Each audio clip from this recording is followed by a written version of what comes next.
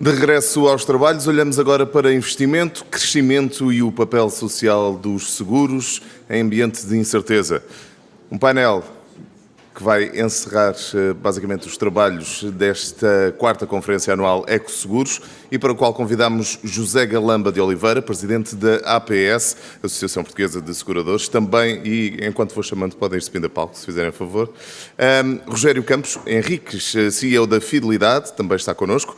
Teresa Brântuas é CEO da Allianz Portugal, Pedro Carvalho, CEO da Tranquilidade General e também Isabel Castelo Branco, CEO da BPI Vida e Pensões, João Pedro Borges, CEO da CA Seguros.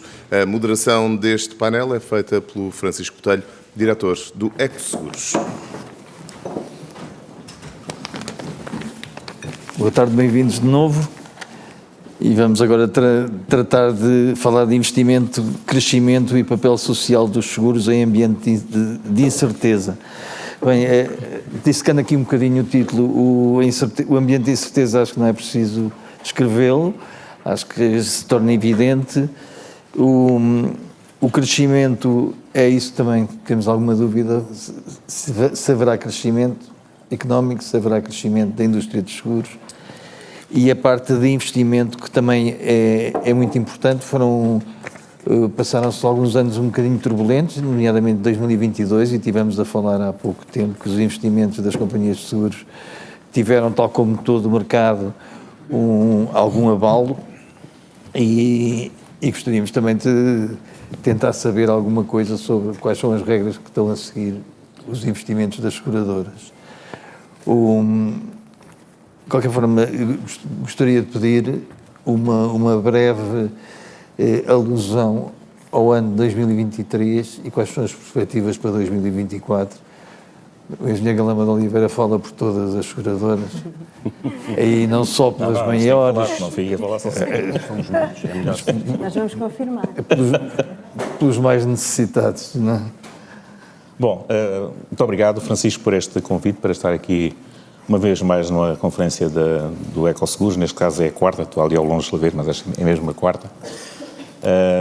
E respondendo diretamente à pergunta, 2023 é um ano em que, em termos globais, estamos a crescer no não-vida cerca de 10%,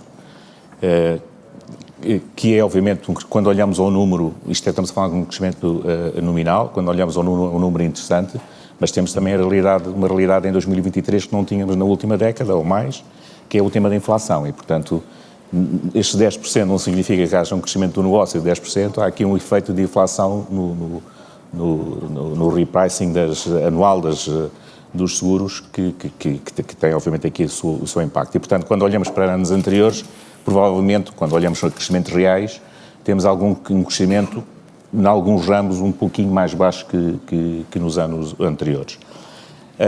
O seguro de saúde continua a ser, apesar de tudo, o seguro que mais cresce cerca de 16%.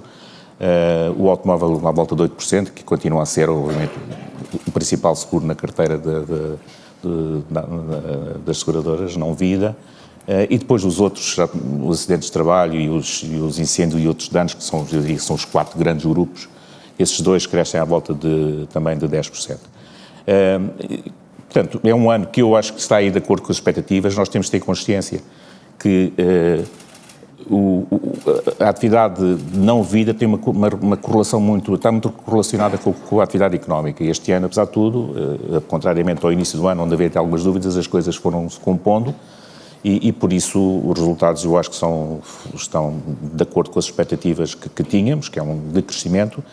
Quando olhamos a área vida, aí a realidade é um bocadinho diferente. Nós estamos outra vez num ano em que as novas subscrições estão a diminuir cerca de 20% comparado com o ano anterior. O ano anterior elas também já estavam a diminuir comparado com o outro ainda mais para trás. Tanto nos seguros no seguro de capitalização como nos PPRs. O único que está a ter, da área vida, que está a ter algum crescimento é o vida risco. Portanto, são tipicamente os seguros associados ao crédito à habitação, onde esse ainda tem um pequeno crescimento, mas de facto pequeno quando comparado com anos anteriores. Isso provavelmente já vem estar a refletir alguma quebra na procura do crédito à habitação por parte das famílias portuguesas, que pelo menos olhando aos dados da banca, isso vem-se a revelar nos últimos meses. Portanto, esta é a realidade de 2023. 2024, como digo, isto tem tudo a ver, a parte não vida tem a ver com a atividade económica. Nós, pelo menos quando olhamos para o orçamento, que vemos que vai haver, enfim, uma maior folga no rendimento das famílias, mas a verdade é que também há um aumento de impostos do outro lado, associados ao consumo, e portanto eu diria que provavelmente vamos ter crescimento, mas crescimento se calhar muito em linha com o que tivemos este ano, portanto não vai haver aqui nenhuma surpresa, não estamos à espera de nenhuma queda significativa do negócio, também não estamos à espera de um resultado espetacular e portanto provavelmente vai ser uma solução de continuidade, com o seguro de saúde ainda ter um papel preponderante no crescimento, mas e os outros também a acompanhar de alguma forma. E agora podem perguntar aqui às senhoras a ver se eu estou sim. a falar. Mas eu queria aproveitar o Rogério Campos Henriques para lhe perguntar, temos um crescimento normal, estável, tirando o seguro de vida, todos os ramos de vida, que são bastante turbulentos. Em relação ao insurance gap, isso vai ser negócio já em 2024, ou seja, começar a preencher esta lacuna que há em vários ramos, não só no ramo poupança, não só no ramo pensões, mas também nos ramos não vida? Bom, boa tarde a todos, é um gosto estar aqui, muito obrigado pelo convite. Eu antes de entrar nisso, vou ter que dizer aqui uma coisa que é relevante. Atenção que crescimento não é igual a rentabilidade. Exatamente. Nos seguros, como todos nós sabemos, não é com toda a certeza. E, portanto, parte deste crescimento tem a ver com a inflação, como o Zé disse, e há aqui uma noção, acho que todos temos, que as sinistralidades de uma série de ramos estão a subir de forma evidente. E isso significa que, naturalmente, haverá crescimento, porque também há um repricing. E esse repricing, que em alguns casos foi feito e começou a ser feito este ano, provavelmente vai ter que continuar no ano que vem. E, portanto, isso só por si denota que vai haver um crescimento. Se nós não tivermos, e acho que nós não estamos a antecipar nenhuma crise muito séria, apesar das incertezas que temos hoje em dia no horizonte, se nós não tivermos nenhuma crise muito séria do ponto de vista económico, naturalmente o setor vai continuar a crescer. O que não é, mais uma vez, igual a dizer o setor vai ser mais rentável, porque, de facto, há aqui uma série de riscos que se têm vindo a acentuar, as sinistralidades têm vindo a subir e, portanto, isso significa que nós temos todos que trabalhar muito para ajustar o preço ao risco ou aos novos riscos que temos em cima da mesa e tentar manter a rentabilidade em níveis razoáveis. Basicamente é isso. Sobre o tema do insurance gap, eu acho que todos nós falamos sobre este tema, uns chamamos de insurance, outros chamamos de protection gap, o que nós quisermos. A verdade é que o protection gap existe e, apesar dos crescimentos que são evidentes no setor nos últimos anos, aliás, com taxas muito interessantes, sobretudo no não-vida, a verdade é que eu acho que o que nós achamos é que o protection gap não está a reduzir-se. E não está a reduzir-se porque os riscos também estão a aumentar. E, portanto, quando nós olhamos para a saúde dos portugueses, quando nós olhamos para a segurança social ou a sustentabilidade da segurança social, quando nós olhamos para os riscos na área dos patrimoniais, o que nós temos é um aumento dos riscos. E, portanto, o setor cresce, de facto, mas infelizmente, e digo isto com pena, infelizmente não é nada claro que nós estejamos a ser capazes de reduzir este protection gap. Por outro lado, até temos um conjunto de outros riscos, de novos riscos, por exemplo, o tema do cyber risk, onde, mais uma vez, também não é nada claro que nós estejamos a ser capazes de educar o mercado e explicar e sensibilizar o suficiente para que este risco esteja a ser devidamente entendido e, portanto, que haja uma redução desse protection gap. Portanto, eu se tivesse que dizer alguma coisa sobre insurance gap, diria, está cá, não está a melhorar, com grande pena nossa, temos que trabalhar muito nessa matéria, mas isso também passa por comunicação adequada, passa por sensibilização, passa por aumentar a literacia financeira dos portugueses e a cultura de risco, não é? E, em alguns casos, passa por políticas públicas que poderiam naturalmente ajudar a que estas coisas se fizessem. Eu, às vezes, digo uma coisa que nós muitas vezes não dizemos, mas que é muito evidente. Nós muitas vezes esquecemos, e as pessoas normais que não trabalham em seguros, esquecem-se que quem mais precisa de proteção, às vezes, é quem menos poder económico tem. São essas pessoas que precisam de estar mais protegidas. E, na verdade, o que nós vemos é exatamente o contrário. As pessoas com mais poder económico são as pessoas que seguram tudo e mais alguma coisa porque têm capacidade de o fazer, e as pessoas que teriam menos capacidade, muitas vezes, não têm o poder económico, é um facto, mas também falta ali a literacia que permite perceber que havia um investimento a fazer nessa matéria. E, aliás, já se falou hoje à tarde neste tema, de que muitas vezes as pessoas nem sempre alocam a sua capacidade económica da forma mais correta. Portanto, eu acho que nós temos, como setor, um trabalho enorme a fazer nessa matéria para assegurar que este protection gap que existe, que está a aumentar, que de alguma maneira que não continua com esta tendência que nós conseguimos proteger os portugueses a longo prazo. Teresa Brantos, em relação ao nível de preços e este aumento nominal das receitas, principalmente em não vida, digamos que vida tem um comportamento especial, que depois a Isabel Castelo Branco com certeza tenta descodificar. Mas em relação ao aumento dos custos com sinistros, qual é a componente, consegue distinguir qual é a componente de aumento de custos, qual é a componente de aumento de volume que dá um crescimento de 10% em não vida, por exemplo? O que é que se sente? Sente que há um aumento de volume, maior interesse, ou é só o aumento da receita vem só do aumento de custos? Não, o aumento da receita não vem só do aumento pela inflação. Há um crescimento também no mercado de seguros. Aliás, o mercado português é um mercado que eu considero atrativo em termos ainda de seguros, não é? Claro que, como já foi dito aqui, há um aumento por via da inflação, mas há um aumento também por via de haver mais sinistros, não é? Pela frequência da sinistralidade estar a aumentar. E nós vimos isso quando olhamos para o seguro automóvel e vimos que a frequência está a aumentar, como o Rogério aqui disse, há um aumento de sinistralidade e há um aumento do custo por via da inflação. E depois existe o seguro de saúde, não é? E o seguro de saúde aumenta por todo o lado. É? Aumenta pela frequência, aumenta pela gravidade, aumenta pelos custos, aumenta pela inflação. Portanto, existe aqui um aumento generalizado de todas as variáveis relacionadas com o custo da saúde. E depois também temos a parte, que também já foi falada aqui, da parte ou que foi aflorada pelo Rogério em relação ao protection gap, que, por exemplo, também tem a ver com as alterações climáticas, que faz com que a proteção via resseguro aumente, não é? O que aumenta, obviamente, também os nossos custos enquanto seguradoras de direto, e isso também é refletido no aumento do preço. Todavia, ainda vimos, ou esta é a minha perspectiva e é a realidade da Aliança, além de aumentar, eu diria 8%, esta é a realidade da Aliança, o crescimento, mais ou menos entre 6% e 7%, é via realmente o aumento de prémio, mas depois temos 4% que é por aumento de volume da pólice de contratos. Pedro Carvalho, e em relação a resseguros, ou seja, apoio financeiro, não falta aqui na tranquilidade, penso eu. Como é que se vê os preços em 2024? Apoio financeiro. Boa tarde. Boa tarde a todos. Obrigado pelo convite, Francisco.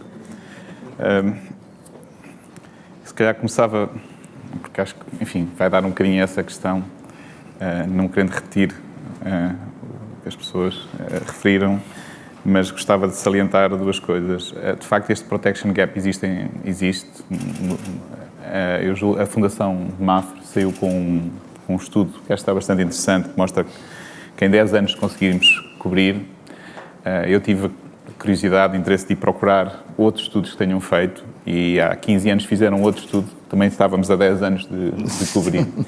E a verdade é que o pressuposto daquele estudo, e bem, pressupõe que há alguma convergência económica que nós não temos sido capazes de fazer ao longo destes 20 anos, diria. E, portanto, dificilmente o protection gap face à média europeia, já não estou a falar, face às necessidades das economias, porque, como o Rogério disse e a Teresa bem, existem um conjunto de novos riscos, sejam cibernéticos, sejam ambientais, etc., que são a aumentar a necessidade que as economias como um todo têm, e as empresas e os particulares, de cobrirem riscos. Portanto, há uma componente que é mercado, mas há outra que é de convergência com a média europeia, com países um bocadinho mais avançados. E a verdade é que nós só o vamos conseguir estruturalmente com maior crescimento económico. Nós queremos crescer de forma sustentada e não queremos crescer pelas más razões. Nós não queremos crescer em saúde porque existe uma crise no Serviço Nacional de Saúde. Nós acreditamos que existe espaço para o crescer de forma sustentada e ter um papel relevante, por exemplo, na área da saúde, e sem necessariamente ter que haver um problema numa parte muito importante da saúde em Portugal, que é o Serviço Nacional de Saúde. A verdade é que isto tem a ver com o mercado como um todo. Eu não estou particularmente otimista, mas eu também sou um bocadinho pessimista por natureza. Não estou muito otimista com 2024, porquê? Porque é provável que Portugal vá crescer menos do que cresceu em 2023 e o crescimento económico é a base. Existem incertezas sérias, mas é incertezas acerca de coisas que ocorre mal, ocorre muito mal, ou quando muito corre mais ou menos. Portanto, não estamos a falar não é bem upside, é mais downside. O que é aquelas nuvens que estão no horizonte nos vão trazer? Portanto, não vejo que possa vir grandes boas notícias daí que melhorem o outlook que temos, porque o outlook que temos hoje foi feito com a estabilização da guerra da Ucrânia e sem mais nenhuma guerra, nenhum conflito, enfim. Portanto, por aí também não estou particularmente otimista. Acho que vai ser um ano em que vamos ter que trabalhar nos fundamentals do setor, uns mais de curto prazo, outros mais de longo prazo, como a literacia financeira, como foi aqui referida, em que Portugal continua na cauda da Europa, não é? Da Europa, e não só, mas que não está bem. Tem tido algumas melhorias, mas não está bem. E portanto, não estou particularmente otimista. Em relação ao resseguro, enfim, eu julgo que não é só tranquilidade, eu julgo que todas as companhias que aqui estão presentes e as que operam genericamente no mercado português são companhias credíveis e que têm acesso a resseguradores internacionais de prestígio, os melhores, diria eu, europeus e internacionais. Portanto, não é certamente por falta de acesso ao mercado ressegurador internacional que as companhias em Portugal não podem acompanhar a atividade dos seus clientes. Não julgo que já vai longe o tempo em que havia dificuldades de colocação dos riscos, da maior parte dos riscos, obviamente, em portugueses, em companhias através de Portugal. Portanto, hoje acho que isso é uma realidade que, graças a Deus, ou graças ao trabalho de muitos, já está resolvida.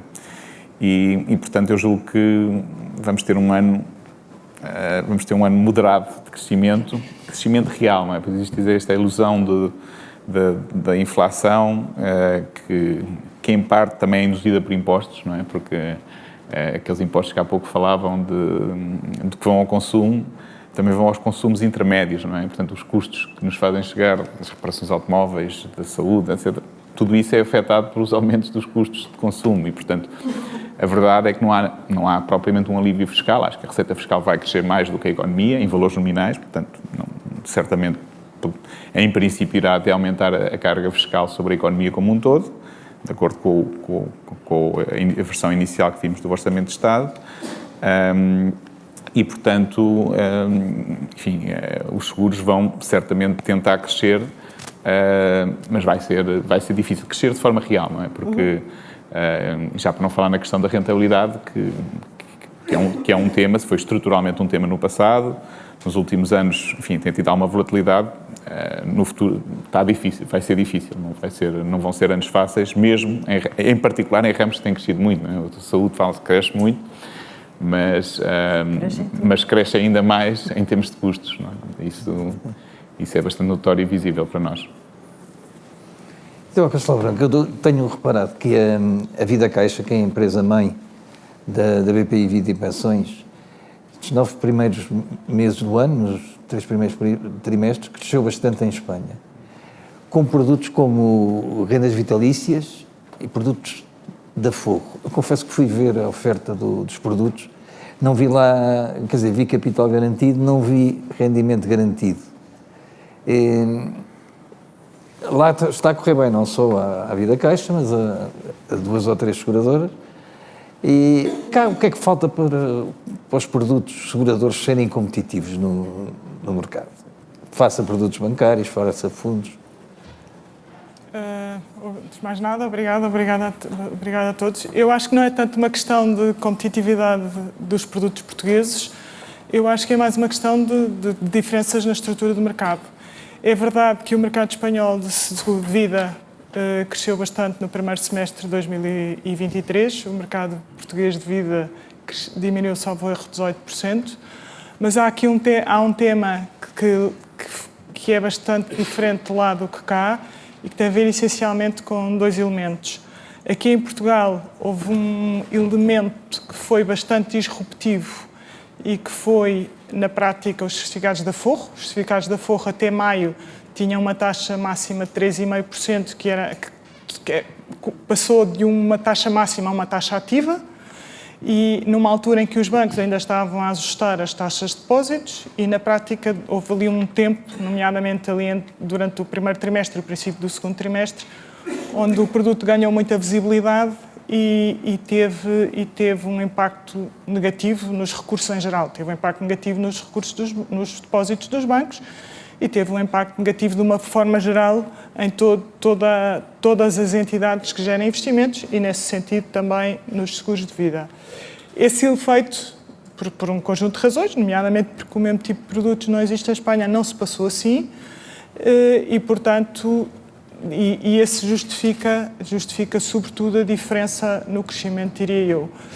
De resto, há outro tema que também é bastante diferente em Espanha do que aqui, que eu não vou elaborar muito sobre ele, mas que tem a ver com a forma como as pensões da Segurança Social são construídas e a fiscalidade associada a rendas vitalícias.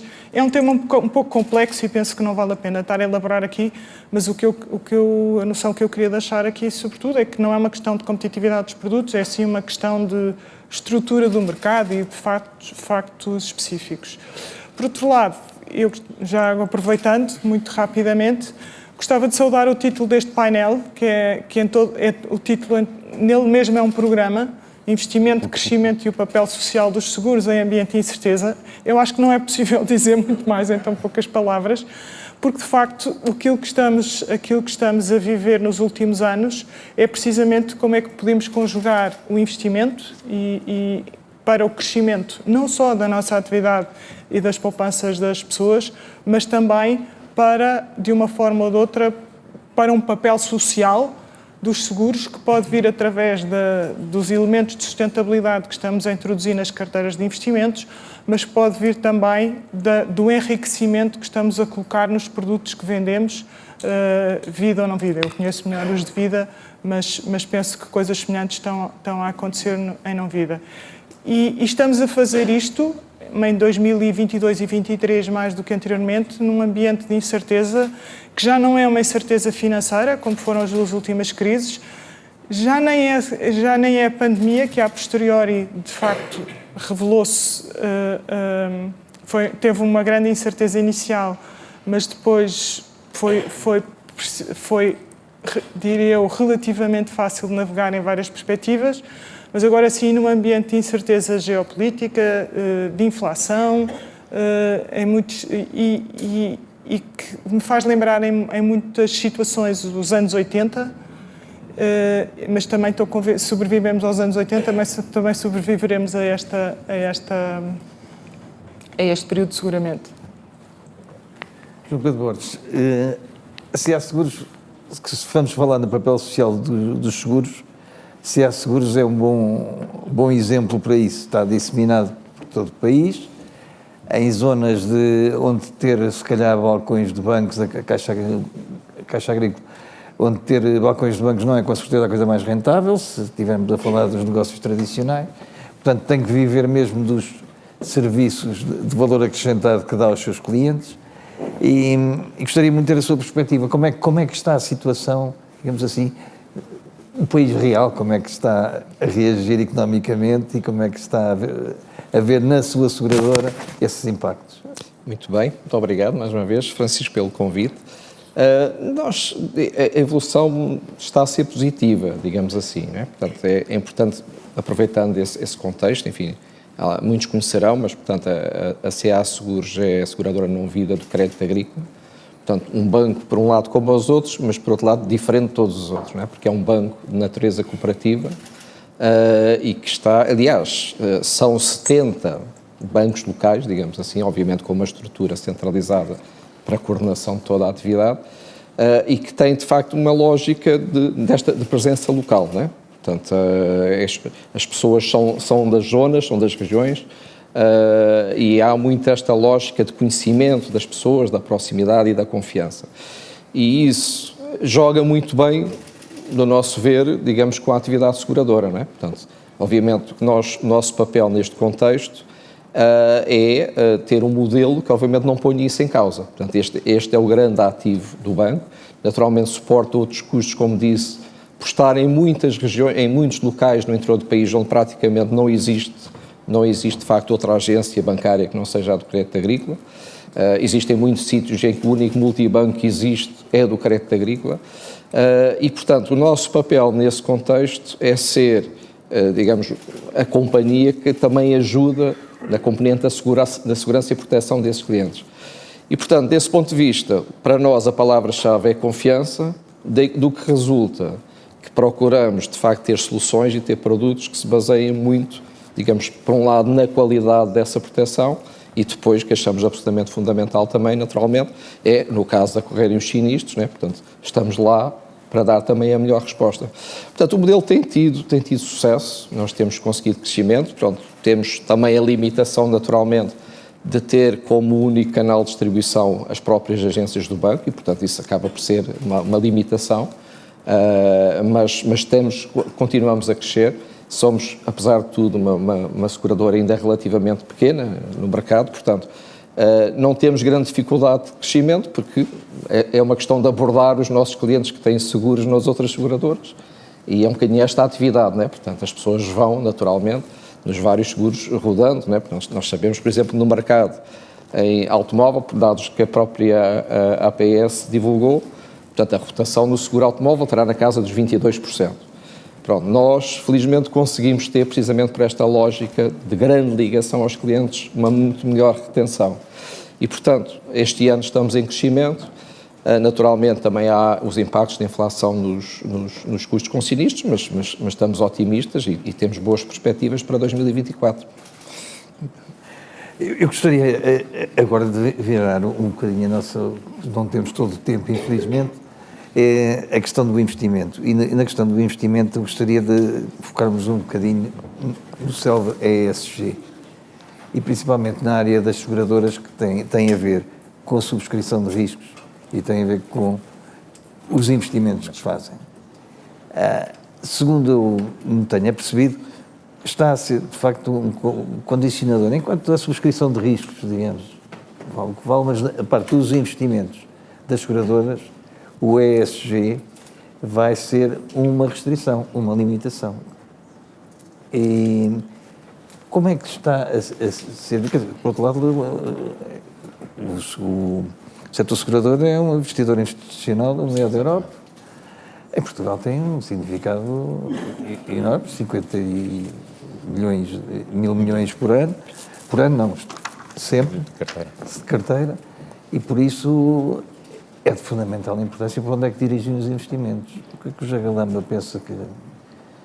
Toda esta temática da sustentabilidade ou do desenvolvimento sustentável é um fator, é um tema importante para o setor segurador, e eu sou daqueles que acredito que o setor, porque atua de facto a uma escala muito transversal em toda a sociedade e em toda a atividade económica, tem aqui até um papel, eu diria, de evangelizador, de dinamizador, portanto, porque atua do lado dos investimentos, como grande investidor institucional, e por isso é verdade que a oferta, se calhar há uns anos atrás era mais apertada, mas a verdade é que o setor pode ter uma influência na procura de canalizar os seus investimentos para áreas com preocupações sustentáveis.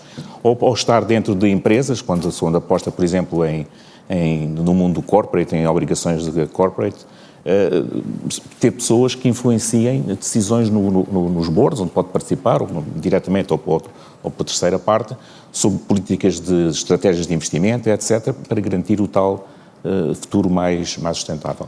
E do lado da subscrição também tem um papel importante, na hora de subscrever riscos, enfim, incorporar na sua análise de risco o tema dos riscos climáticos, dos riscos ambientais, etc., e também, de alguma forma, condicionar ou fomentar ou mais uma vez, evangelizar quem está do outro lado de que é preciso ter atenção a esta temática e que, se calhar, com algum investimento, pode mitigar a parte desses riscos e, no final do dia, termos todos uma sociedade mais sustentável. E depois há uma terceira parte, não é muito falada, mas onde eu acho que o setor também tem um papel a dizer, que é no próprio ecossistema que trabalha com todos nós, com os prestadores. Porque todo o ecossistema com quem o setor segurador lida, as oficinas de automóveis, no caso os seguros automóveis, os prestadores da área da saúde, os canalizadores, enfim, é toda uma miríade de empresas. O setor, mais uma vez, pode fazer aqui uma análise e trabalhar com aqueles que têm preocupações de sustentabilidade também incorporadas nos seus negócios, no seu dia-a-dia. E por isso é que eu acho que nós, enquanto setor, temos aqui um papel de responsabilidade social muito importante se ambicionarmos ser uma sociedade mais resiliente no futuro. E as coisas, isto é um processo, isto não acontece de um dia para o outro, portanto, obviamente que as próprias companhias vão a velocidades diferentes dependendo das suas estratégias, mas é um caminho, se nós olharmos para o médio e longo prazo, é um caminho que vamos ter que percorrer e onde eu acredito que o setor segurador tem aqui um papel social muito importante e quando olhamos noutros países vemos claramente que estão coisas a acontecer muito interessantes e, portanto, vale a pena apostar neste caminho. Chegamos, Henrique, já há fronteiras, por exemplo, na fidelidade, já há guidelines em relação aos investimentos que podem excluir opções mais fáceis e ir por soluções mais difíceis por causa dessas razões? Bom, talvez começar por dizer que concordo com tudo o que o Zé disse, como é óbvio que já fez o enquadramento setorial.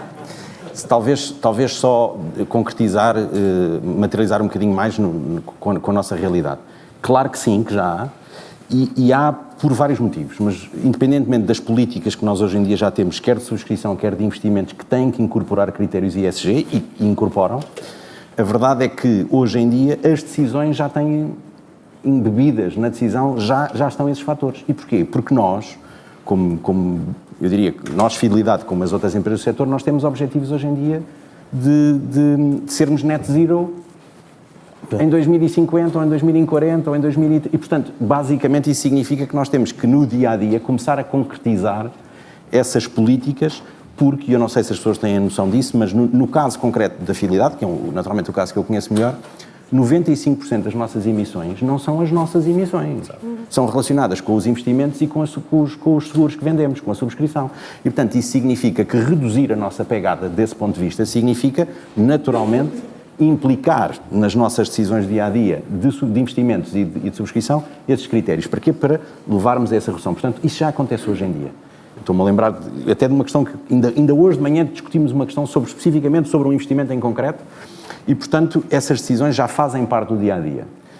Nós ainda por cima, no nosso caso, temos objetivos intermédios, em alguns casos, portanto, em 2030, e, portanto, isso significa que temos que acelerar ainda mais, não é só em 2050 que temos objetivos concretos que queremos acelerar. Agora, qual é a questão que nós temos também que ter em atenção?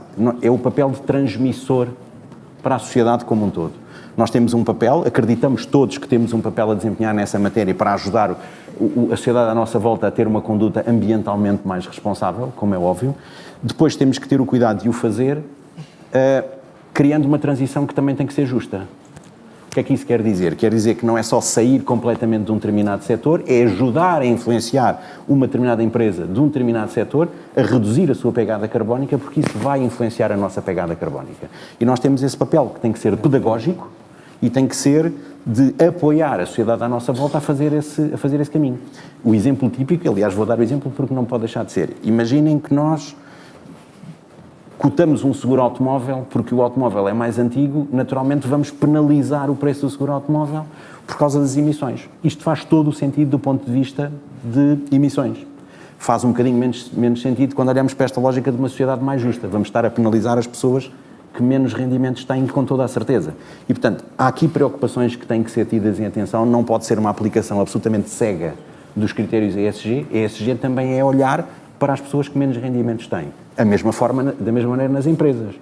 Será que nós, se não subscrevermos o seguro de uma empresa de transportes, estamos a fazer um grande favor à empresa de transportes? Ou à sociedade como um todo? Ou devíamos apoiá-los ou investir num programa com eles de renovação da frota, por forma a que eles possam reduzir a sua pegada carbónica? Portanto, nós temos que incorporar todos estes fatores não é só a decisão pura de subscrever ou não subscrever ou de refletir no preço ou não determinadas características. Eu acho que temos um papel mais importante, um papel social, como dizia o Zé, e de fazer com que a sociedade à nossa volta perceba o que está em causa e que nós possamos apoiá-los a fazer esta transição para uma conduta ambientalmente mais responsável, digamos assim.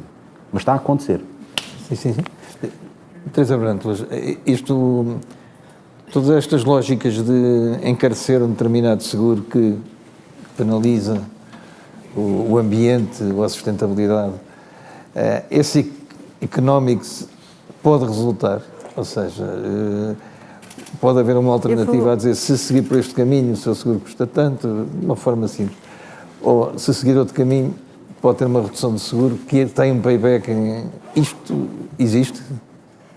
Eu vou voltar um bocadinho atrás e dirige-se a mim agora com a parte do encarecer o seguro. Há bocadinho falámos de subir prémios e como é que nós estávamos a crescer. Eu só queria abrir aqui um parênteses, que realmente nós temos custos em cima da mesa que temos que mitigá-los, mas nós temos também outro tipo de obrigações dentro das companhias. Ou seja, nós não devolvemos aos nossos clientes todos os custos que nos aparecem em cima da mesa, não é? Nós temos também obrigações e responsabilidade a nível técnico, por exemplo. Temos que aumentar a nossa excelência técnica com os nossos modelos de subscrição, com os nossos modelos de pricing, que torne cada vez o seguro uma coisa mais honesta para os dois sentidos. E não só no tema de como fazemos os preços ou como subscrevemos os seguros. Também temos outra obrigação. Temos outra obrigação, porque se o cliente vai pagar mais por um seguro, nós temos que aumentar a qualidade de serviço que damos aos nossos clientes dentro do nosso mercado. Portanto, isto não é só vêm os custos para a seguradora, nós traduzimos isso em prémios para os clientes e fazemos aumentar o volume e o crescimento do mercado. Não. Ao mesmo tempo que isto acontece, nós tornamos-nos melhores tecnicamente e mais honestos, ou não é mais honestos, mas mais rigorosos, digamos assim, tecnicamente, e por outro lado, com os dados que vamos obtendo dos nossos clientes, com os reinvestimentos que devemos fazer, mesmo a nível da sustentabilidade, temos que aumentar a qualidade, temos que nos tornar mais produtivos e aumentar a qualidade de serviço que damos aos nossos clientes. Voltando agora ao tema da sustentabilidade, o que o Rogério disse é uma coisa que faz todo o sentido, como não poderia deixar de ser, não é? E porquê? Porque às vezes nós falamos em reduzir a pegada carbónica, mas podemos não estar a ser sustentáveis, que é um pouco aquilo que o Rogério estava a dizer, não é? Nós não vamos começar aqui a cobrar dinheiro por causa das alterações climáticas que nos fazem a ter mais sinistros com cheias ou com inundações, sem ter um sentido racional da coisa, porque senão deixamos de ser sustentáveis. Portanto, eu acho que nós temos que estabelecer aqui o nosso equilíbrio. Claro que o pricing vai ser afetado. Não sei se a oferta vai ser assim tão afetada, mas o pricing vai ser afetado. A subscrição vai ser afetada na sua cadeia de valor, digamos assim, não é? Portanto, nós temos aqui um papel e temos uma responsabilidade que vamos continuar a ter que lutar por ela, mas temos que cumprir também as nossas obrigações. Portanto, acho que tem que haver aqui um equilíbrio entre aquilo que é os princípios ESG num todo, que fazem o bolo sustentável. Pedro, em relação aos investimentos, envolvido num grupo como a Generali, que tem um poder de investimento brutal, até porque o setor vida é o mais importante na Generali enquanto grupo. Sim. É o maioritário. Sim. Há alguma possibilidade de dirigirem os investimentos da Generali Portugal? Sim. Subscrevendo o que os meus colegas disseram e muito bem, a verdade é que eu se calhar queria acrescentar aqui um ângulo um bocadinho diferente, que tem um bocadinho a ver com o que eu vejo no Grupo Generali e que tem, enfim, as seguradoras europeias da zona euro tem aproximadamente 11 trilhões de ativos. E a verdade é que hoje tem as suas políticas de subscrição e as suas políticas de investimento que resultam, obviamente, do meio onde operam, dos seus compromissos com a sociedade e com a economia como um todo, mas, obviamente, também da regulação a que estão sujeitos, nomeadamente a parte de investimentos. E eu diria que, independentemente do esforço e dos compromissos que os grupos seguradores fizerem, e a Generali tem feito investimentos e compromissos muito grandes em áreas da economia sustentável, em termos de investimentos, estamos a falar de vários bilhões de euros em fundos que são lançados de forma relativamente recorrente, mas a verdade é que ainda não temos um quadro regulatório, e não é o fácil de o fazer a nível europeu, que nos empurre para determinados tipos de investimentos e que nos tire ou penalize outro tipo de investimentos, tendo em conta estes critérios de sustentabilidade. Existem outros, como liquidez dos títulos, etc, etc. Mas a verdade é que não existe. E mesmo no setor financeiro, na banca, não estou a falar só nos seguros, o que existe ainda é relativamente incipiente e, portanto, se nós, como economia e como União Europeia, assumirmos que determinadas atividades económicas têm externalidades positivas de grande dimensão e outras negativas, se calhar temos que fazer refletir isso nos incentivos, sejam os consumos de capital, não é necessariamente subsídios, não é? Mas seja na forma como se regula o setor, eu creio que esse trabalho está a ser feito pela Comissão Europeia, pela IOPA, pelos vários reguladores e, a prazo, vamos assistir a mudanças, certamente, na forma como os investimentos das companhias são condicionados pela regulação. E porque não pode ser só com base, diria eu, na boa vontade e na leitura que cada seguradora faz do que é bom para a sustentabilidade e para a economia. Vai ter que haver uma leitura comum que estará, possivelmente, errada, mas está certamente melhor do que a que tem estado até hoje, não é? Portanto, eu espero que ao longo dos próximos anos tenhamos, neste setor como noutros setores, não é uma mão invisível, mas a mão dos reguladores a empurrar a economia como um todo para determinada direção. E, portanto, acho que os investimentos vai ser bastante visível. Obviamente, também não podemos assustar demasiado os investimentos, porque estes 11 trilhões das seguradoras europeias, em contextos da diversidade, ou seja, se houver um agrilhoamento demasiado grande comparado com outros mercados, e os capitais são relativamente fluidos, esse dinheiro também se pode ser desviado, não é? Portanto, acho que isto é um tema bastante importante para a Comissão Europeia e para o Parlamento Europeu, que não sei se está a legislar acerca disto, mas julgo que tem tentado olhar para estes temas com atenção, imagino com o apoio dos reguladores também. Sr. Castelo Branco, grandes investimentos têm, com certeza, o BPI Vida e Pensões, tem vida e pensões, tem que pensar nos investimentos com muito cuidado e haverá uma diferença porque tem que pensar em muito longo prazo, por definição. Este tema é, de facto, um tema que cada vez nos ocupa mais tempo e é um tema que precisa de tempo e precisa de um processo, como dizia o José Galamba, já agora estamos sempre todos de acordo, mas, de facto, precisa de tempo. E precisa de tempo por várias razões. Precisa de tempo, em primeiro lugar, porque estamos a falar, eu já agora não sei quantas pessoas aqui na audiência conseguem interiorizar o que é uma tonelada de gases de estufa. Eu não faço ideia o que seja, mas estamos a lidar com elas todos os dias. Passou a ser, eu sei o que é uma taxa de juro, interiorizei uma taxa de juros, formei-me em economia e sei o que é uma taxa de juro, não me formei em engenharia química e engenharia ambiental e, portanto, todos nós, isto para dizer o quê? Todos nós na indústria, tirando os especialistas que estamos a contratar para este efeito, mas todos nós na indústria estamos também a aprender sobre isto e as autoridades penso que também, e, portanto, penso que é um processo que tem que ser levado com alguma cautela, também pelo efeito que tem nas vários derivados, nos fornecedores, nas entidades em que investimos, que elas próprias, umas mais que outras, também estão a aprender. Dito isto, eu reconheço que o papel das companhias de seguros enquanto responsáveis por volumes significativos de investimento é ele também muito importante na forma como, nas orientações que transmite a forma como os fundos são orientados é muito importante também na busca destas externalidades que o Pedro falou.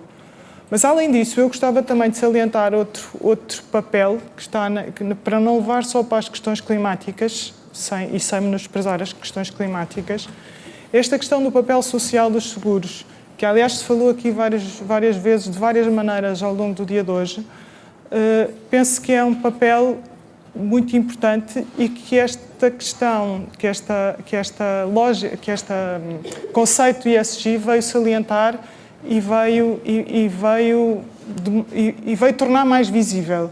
E o papel social dos seguros tem imensas derivadas. Desde logo aquela que se falou aqui há pouco da literacia financeira. Porquê? Porque, de facto, à medida que passa literacia financeira, seja através das noções de sustentabilidade que vamos transmitindo para os nossos stakeholders, seja através das questões relacionadas com o investimento de longo prazo e com a segurança social que estávamos a falar há pouco. Desde logo, a noção ou a dicotomia entre investimento e proteção que os seguros trazem. Os seguros permitem investimento que se transforma em proteção, mas a proteção conferida pelos seguros pode também ser vista como um investimento na medida em que protege de um evento aleatório que depois terá efeitos negativos no meu rendimento futuro. Portanto, para reforçar que a sustentabilidade nas suas várias vertentes é um elemento, eu diria quase intrínseco à atividade seguradora, e acho que só tem por onde ser aumentado. As autoridades continuarão a oferecer o seu caminho, nós continuaremos a fazer o nosso caminho enquanto companhias. Para as pessoas eu penso que vai ser mais difícil, no limite não é muito diferente da discussão da segurança social há pouco. As pessoas não sentem assim tanto na sua pele e aquilo que está em causa potencialmente pode ser muita coisa. Portanto, as gerações mais novas estão alerta, às vezes exageradamente alerta, mas estão de facto mais alerta. Mas, portanto, há um caminho que todos temos que fazer enquanto sociedade e que está a ser feito, e acho que é muito importante respeitar esse caminho, vê-lo como um caminho para uma transição. João Pedro Borges, eu penso que do ponto de vista social, os seus segurados são especialmente vítimas das alterações climáticas, da seca, da chuva a mais, desta instabilidade toda. Penso que no caso da CA Seguros não se põe tanto a questão dos investimentos, porque não precisa de fazer grandes previsões. Exatamente. Mas pelo menos no lado da subscrição vai ter que fazer aqui alguma, como é que eu ia dizer, alguma obra social. De facto, pronto, eu estava à espera que me perguntasse sobre investimentos, mas ainda bem que não me perguntou, porque efetivamente, como seguradora não vida, digamos, pela dimensão do nosso próprio balanço, quer dizer, não é a posição mais relevante. Não é? E, aliás, mesmo do ponto de vista da gestão, o nosso core é a subscrição, é a aceitação de riscos, uma boa precificação e depois, naturalmente, também uma boa gestão dos sinistros quando eles ocorrem. E a parte dos investimentos, portanto, é essencialmente, digamos, para assegurar praticamente, digamos, um matching com as nossas responsabilidades de longo prazo, até para que estas flutuações da taxa de juros tenham o mínimo impacto possível na atividade da companhia. Não é de todo o nosso core, digamos assim. Isto tem sido esta realidade desde o início, muito desde o início, mesmo quando as taxas de juros eram muito mais elevadas, nós internamente discutíamos sempre pelo equilíbrio técnico, digamos assim, dos prémios serem suficientes para os riscos. Pronto, essa lógica mantém-se, quer dizer, isto é o core da atividade, é o que nós, é uma das coisas que as seguradoras têm que fazer bem e que nós procuramos fazer bem. Pronto, assim, a título quase de graça, portanto, às vezes nas reuniões que temos a discutir, lá com os atuários, etc., vem-nos dizer, não estamos a vender bem neste segmento, não estamos a vender mal naquele, e pergunta, mas qual é o segmento que nós queremos vender? Digo, eu não quero vender especialmente em segmento nenhum, eu quero que me digam qual é o prémio justo para o risco, é isso que vamos praticar, e se formos competitivos vendemos, se não formos não vendemos, porque não queremos estar a aceitar negócios com prémios que não sejam de facto ajustados ao risco. Portanto, desse ponto de vista, não posso dizer que haja propriamente um papel social de estarmos a subsidiar determinados riscos. Portanto, nós procuramos, de facto, ter prémios ajustados ao risco e depois, naturalmente, quando ocorrem os sinistros, ter de facto uma boa gestão dessas circunstâncias. Pegaria no tema da sustentabilidade, não pela vertente dos investimentos, mas também já foi abordado aqui, quer dizer, pode-se levantar de facto o tema também nesta tarifação dos riscos. Será relevante começar a levar em conta, digamos, estes aspectos da ESG, nomeadamente os carros mais poluentes ou menos poluentes devem pagar um prémio maior ou inferior. É uma questão de facto relevante, nós também estamos a discutir isso internamente. Consideramos que naturalmente também é papel da companhia contribuir, digamos, para os valores da sustentabilidade. É também uma palavra muito forte, digamos assim, dentro do grupo. Mas objetivamente nós sentimos aqui uma dificuldade, não é? Portanto, porque de facto este tema da adequação dos prémios aos riscos, e nomeadamente o contexto IFRS 17 e Solvência 2, etc., portanto, quando me vêm dizer, pronto, o risco de termos um segmento oneroso, etc., a minha resposta é sempre dizer, mas nós não podemos ter segmentos onerosos. Se os prémios são insuficientes para os riscos, vamos corrigi-los. E é a vossa obrigação, técnicos, atuários, darem-me essa informação para nós atuarmos dessa forma. E, portanto, aqui a dificuldade que nós sentimos é, por um lado, digamos, seguimos esta regra, na medida em que se venham a incorporar fatores na tarifação que não tenham a ver diretamente com o risco, e nomeadamente, por exemplo, um tema de score ambiental da companhia, ou score do cliente, de facto pode gerar aqui uma discrepância, não é? E o prémio, digamos, para determinados clientes pode de facto não ser suficiente, mas enfim, é um tema que naturalmente que nós vamos ter também que debater com a supervisão e a indústria, de facto, como incorporar isto. Mas é uma dificuldade, não é? Porque pode haver uma contradição entre as duas realidades e pronto, é um tema que tem que ser bem medido, digamos assim. Agora pediria, talvez, José Galamba, em um minuto, o ano 2024. Eu penso que já falou nisso suavemente, mas até que ponto podemos contar? Será que eu entendi bem? Crescimento sim, rentabilidade para a indústria desafiante. Não, o crescimento, eu acho que nós vimos já de 2 ou 3 anos com crescimentos parecidos de uns anos para os outros, tem a ver também com a atividade económica. O nosso crescimento do PIB também não tem flutuado muito e, portanto, isto estou a falar do não vida, e 2024 a expectativa é essa. Agora, temos de facto desafios tremendos em termos de rentabilidade, como aqui já foi mencionado, e em especial em alguns ramos. O ramo da saúde é muito evidente. Neste momento, os custos com sinistros à data de hoje, nos primeiros 9 meses do ano, estão a crescer 21%, estão 21% acima do ano passado, quando os prémios estão a crescer 10 ou 16, e portanto há aqui já um déficit à partida. Automóvel? O automóvel também os custos com sinistros também estão a crescer acima da produção. E obviamente nós estamos a entrar no início do inverno, mas podemos ter sempre uma surpresa de algum evento com uma natureza mais ou menos catastrófica que impacta as contas, como infelizmente tivemos em 2017, em 2018, com aquelas grandes tempestades, etc., em que o setor obviamente está capitalizado para isso, mas obviamente que isso no final do dia tem impactos nas contas de exploração. Aliás, o ano 2022, quando comparamos os custos de sinistros na parte de incêndio e outros danos deste ano com o ano passado, tem um incremento que depois, quando nós vamos analisar, tem muito a ver com as inundações de Lisboa no mês de dezembro e janeiro, que depois, enfim, houve muitos sinistros que já foram reportados já em janeiro e, portanto, entraram nas contas de janeiro, apesar do sinistro ser de 2022. Mas, enfim, depois são pormenores técnicos. A verdade é que, como digo, o grande desafio é a rentabilidade, mas isto, eu costumo dizer, isto são ciclos, já uns anos melhores, uns anos piores, não havendo nada de realmente, alguma surpresa em termos de catástrofes ambientais, de umas grandes tempestades, umas grandes inundações, como tivemos em 2017 ou em 2018 e 2019, eu acho que o setor vai apresentar umas contas muito, muito simpáticas, ainda que não sejam aquelas que se calhar gostaríamos que fossem, mas para isso cá estaremos para ver depois como é que correu.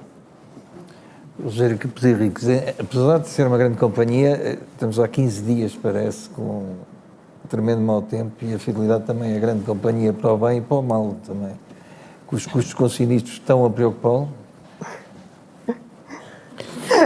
Bom, vamos lá ver. O Zé acabou de dizer que o que nós, não são os custos com estes sinistros recentes que nos estão a preocupar de todo, não é? Isso evidentemente, peço desculpa, isso evidentemente não são esses custos que nos estão a preocupar, nós somos seguradoras e, portanto, estamos cá justamente para proteger as pessoas quando há sinistros. Exatamente. E, portanto, nós temos que assumir o nosso papel. É essa a natureza da atividade seguradora e, intrinsecamente, é por isso que nós também somos sustentáveis. Não é? Eu até costumo dizer que o nosso negócio é ajudar os clientes a preparar o futuro. E preparar o futuro também é socorrer as pessoas quando elas têm estes pequenos incidentes. E, portanto, não preocupam este mau tempo dos últimos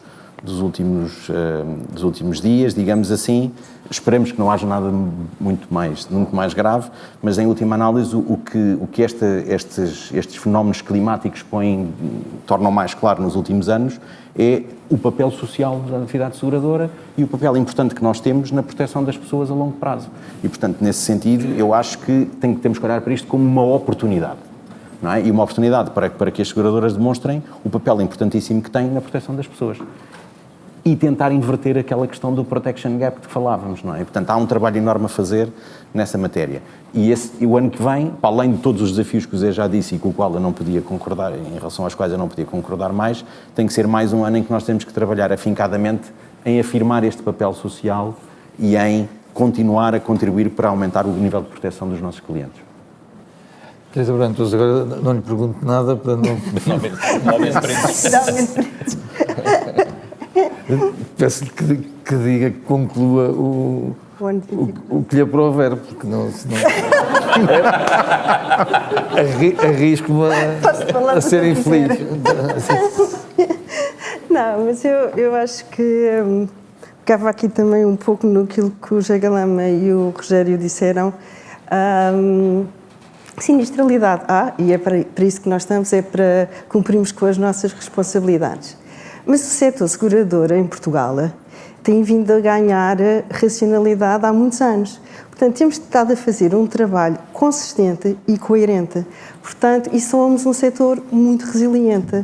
Portanto, vamos continuar a crescer em 2024 e vamos fazer face a todas estas responsabilidades que vierem por aí, porque temos vindo a preparar o nosso trabalho durante estes anos todos, que temos vindo a ter rentabilidade, não por via só dos investimentos, mas por via de tudo o que fizemos tecnicamente.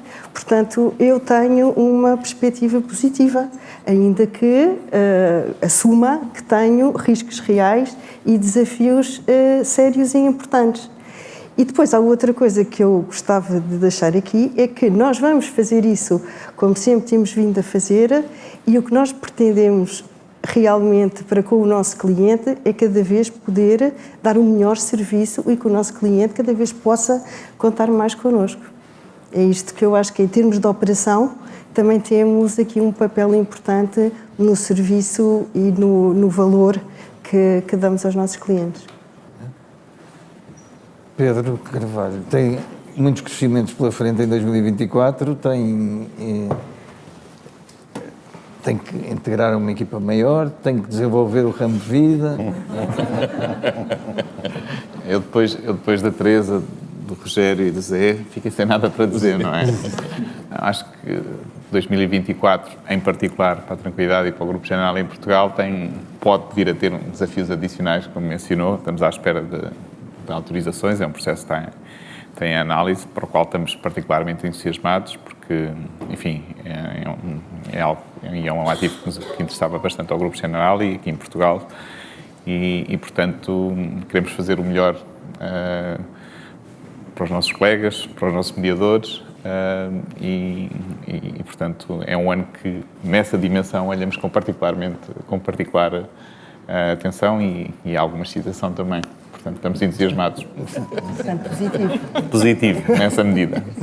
É o elemento positivo, é o elemento mais positivo, eu diria, de 2024. Mas também poderão haver surpresas positivas. Enfim, já agora mencionava só uma questão em relação ao tema das intempéries. Nós temos estado a olhar, e não é só aqui em Portugal, por todo o sul da Europa, mas também, inclusive, na Alemanha.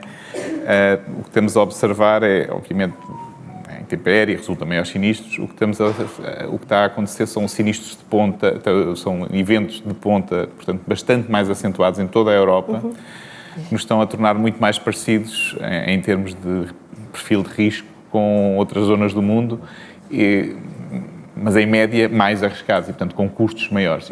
E Portugal, as propriedades em Portugal, as fábricas, as casas, etc., não foram particularmente bem desenhadas, tendo em conta estas alterações e estes fenómenos climatéricos mais de ponta. E, portanto, daí as contas de 2022 terem apanhado e 2023 também, com o tema das inundações em Lisboa, mas que nós, do que percebemos, vieram para ficar. E, portanto,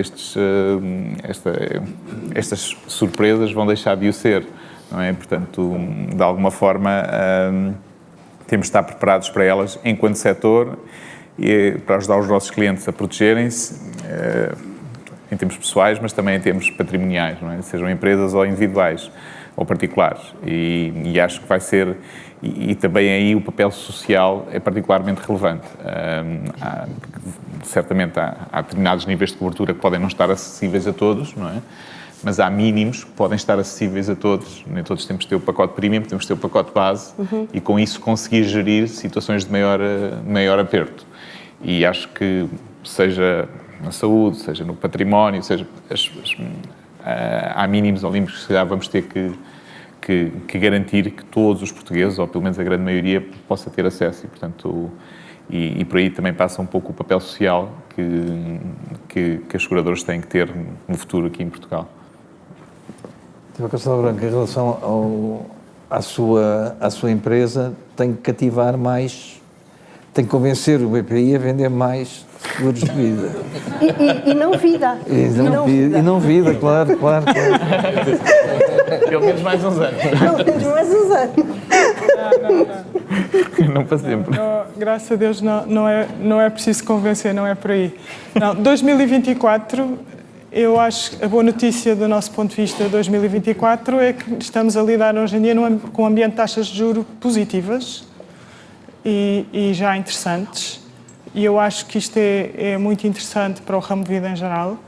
É verdade que temos em 2022 e 2023 foram anos de ajustamento complicados neste sentido, porque vir de 10 anos de taxas de juros negativas para os valores onde estamos hoje, da forma rápida como viemos, gerou aqui alguns temas, mas penso que tender-se-ão a esbater e agora, penso eu, não estou a ver como seja de outra forma, porque não estou a ver como é que a inflação pode regredir, mas penso que temos um ambiente sustentado de taxas de juros positivas e isso é genericamente bom para os clientes e genericamente bom